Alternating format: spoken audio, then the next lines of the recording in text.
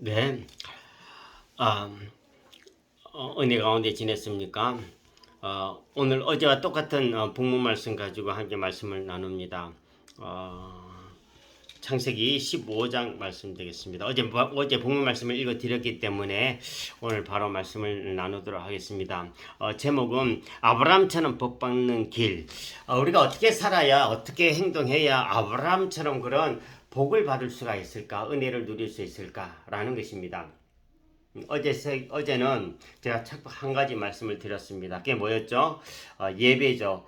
최상의 예배를 드리라. 그래야 아브라함이 받았던 은혜, 축복을 우리도 함께 누릴 수가 있다라고 하였습니다. 오늘은 두 번째로 우리가 아브라함의 복을 받기 위해서는 사탄의 방해를 잘 극복하라라는 것입니다. 아브라함이 재물을 준비할 때에 가축 재물은 중간을 이렇게 쪼개 가지고 마주 이렇게 놓았습니다. 10절 말씀에 보면 나오죠.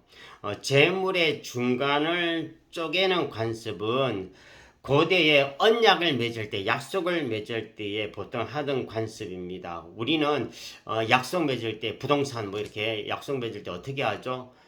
종이를 찍습니까? 그게 아니고 도장을 찍죠. 도장을 찍어가지고 당신과 나와 이렇게 계약한 것이 맞습니다. 도장을 꽉 찍죠. 근데 옛날 고대 관습에는 재물을 반으로 쪼갭니다. 쪼개가지고 마주 이렇게 두게 되는 것입니다. 이것은 두 언약 당사자가 피로 맺은 언약을 어기면 이 재물처럼 나도 이렇게 쪼개져 죽어도 좋다라고 하는 그런 약속을 상징하는 관습입니다. 다만 작은 새는 쪼개지 않습니다. 작은 새는 너무 작기 때문에 그냥 통째로 바쳤습니다. 쪼개 필요가 없을 정도로 작았기 때문에 그런 거죠. 새라고 뭐 특별히 그런 의미가 있는 것은 아닙니다. 자, 11절 말씀 보니까 그렇게 재물을 준비했을 때에 솔개가 재물의 그 쪼갠 그 하나님 앞에 드리는 그 재물 위에 내려 앉았습니다. 그럴 때 어떻게 했습니까? 아브라함이 그 솔개를 쫓았다 그랬습니다. 무슨 뜻입니까? 이 모습은 하나님과의 영적인 결혼을 사탄이 보낸 이 솔개가 자꾸 방해하는 모습인 것입니다. 이처럼 좋은 일이 있을 때에 하나님의 은혜와 하나님의 축복 혹은 하나님의 사역, 하나님의 일을 할 때에 사탄의 방해가 늘 있기 마련이다 라는 것입니다. 우리가 좀 더 경건하게 예배를 드리고 좀 더 열심히 기도하고 좀 더 찬양하고 믿음의 걸음을 좀 더 걸어가고 십자가 신앙을 가지고 살아가려고 하면은 그때 반드시 방해가 있습니다.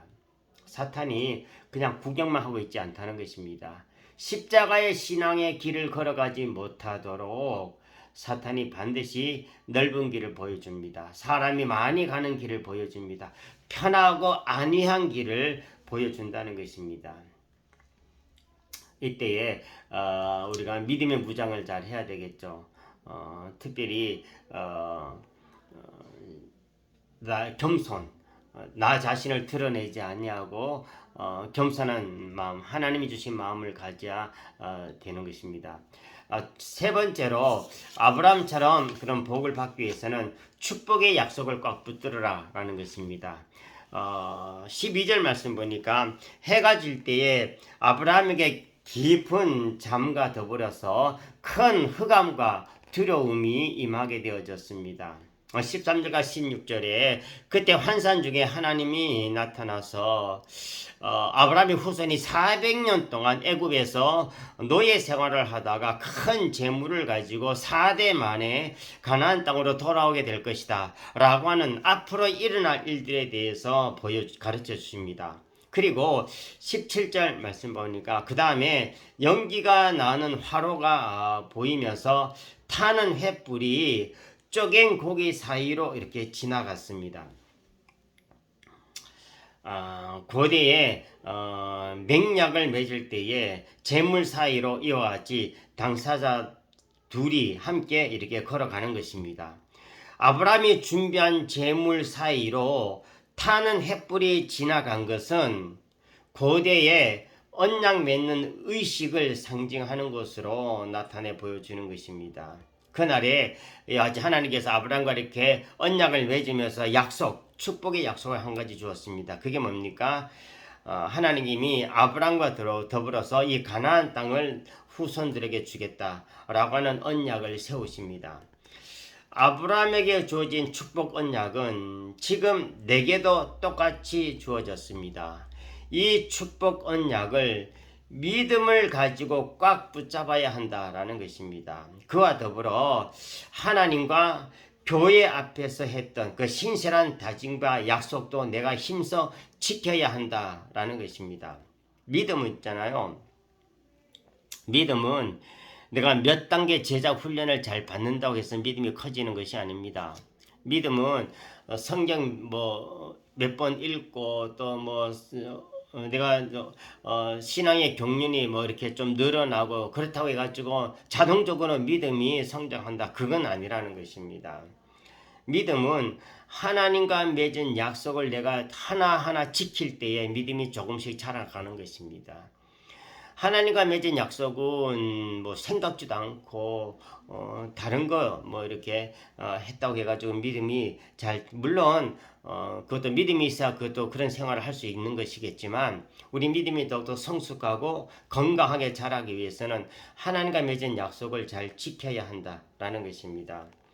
사랑도 약속을 바탕으로 한 것이지만 믿음도 약속을 바탕으로 한 것입니다.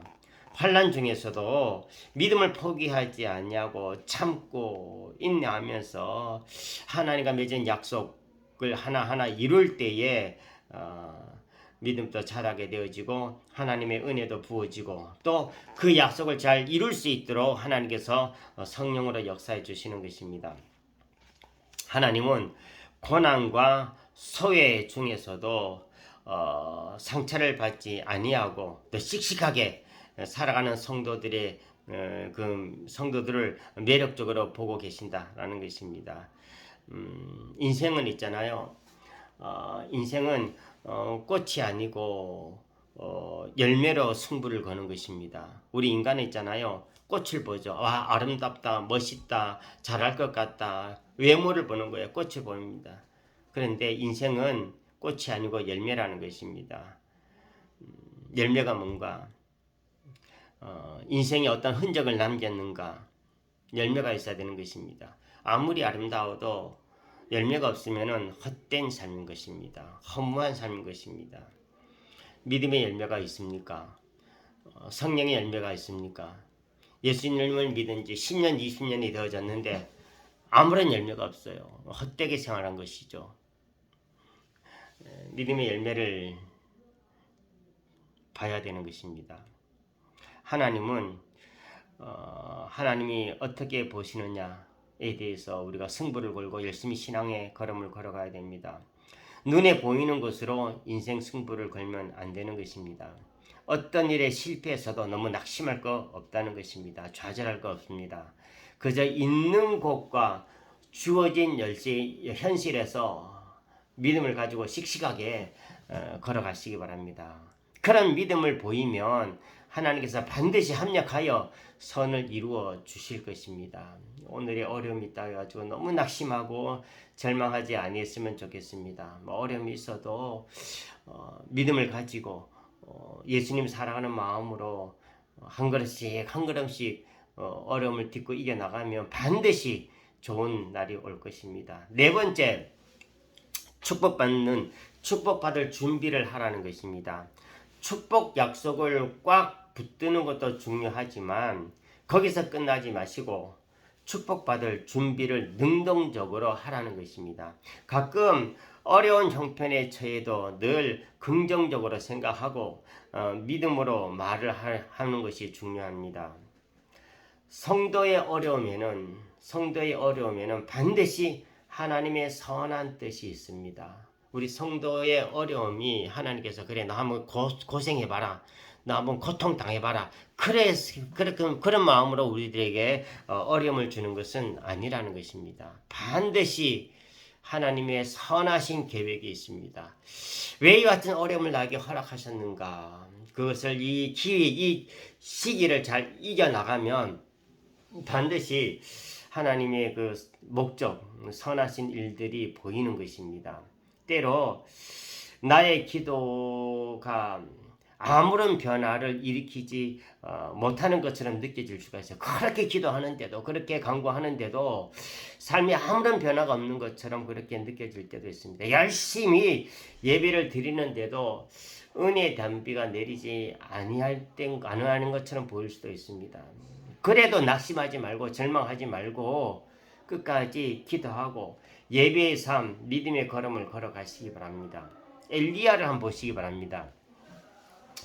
엘리야는 손바닥만한 구름만 보고도 스톱 좀